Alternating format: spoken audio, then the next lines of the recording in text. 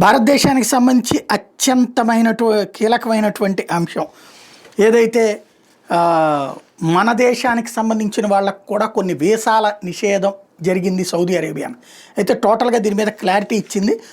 హజ్ యాత్రికులకి నిరాశ కలిగించే వార్త ఇది. భారత్, బంగ్లాదేశ్, పాకిస్తాన్ సహా 14 దేశాల మీద సౌదీ అరేబియా వీసా నిషేధం విధించింది. ఏడాది హజ్ యాత్రకు ముందు వీసాలు జారీని సౌదీ అరేబియా తాత్కాలికంగా నిలిపేసింది. 2025 జూన్లో హజ్ ముగిసేదాకా ఉమ్రా, వ్యాపార, కుటుంబ సందర్శన వీసాల జారీని ఆపేసింది.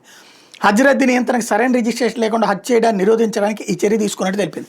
గతంలో చాలామంది విదేశీయులు ఉమ్రా, విజిట్ వీసాల మీద సౌదీలోకి ప్రవేశించారు. ఆపై అధికారిక అనుమతి లేకుండా చట్టవిరుద్ధంగా హజ్లో పాల్గొనడానికి ఎక్కువ రోజు ఉండిపోయారు. ఇది తీవ్ర రద్దీకి దారితీసింది. వేడి రద్దీ వద్ద 2024 హజ్ యాత్రలో 1200 మంది యాత్రికులు మరణించారు.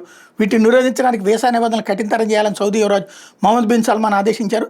సవరించిన నిబంధనల ప్రకారం ఏడాది ఉమ్రా వీసాకు దరఖాస్తు చేసుకోవడానికి చివరి తేదీ 2025 ఏప్రిల్ 13.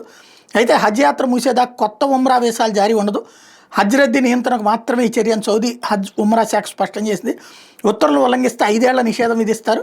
యాత్రికుల సంఖ్య నియంత్రించడానికి ప్రతి దేశానికి నిర్దిష్ట హజ్ కోటా ఉందన్నటువంటి విషయాన్ని తెలియజేసింది. ఇక్కడ హజ్ యాత్రకి వెళ్ళేటటువంటి వాళ్ళు వాళ్ళ దేశాల నుంచి రండి, డైరెక్ట్గా అయితే వద్దని చెప్తోంది. అట్ ద సేమ్ టైం మిగతా టూరిస్ట్ వీసాలకైతే ఏ ప్రాబ్లం లేదని చెప్తోంది.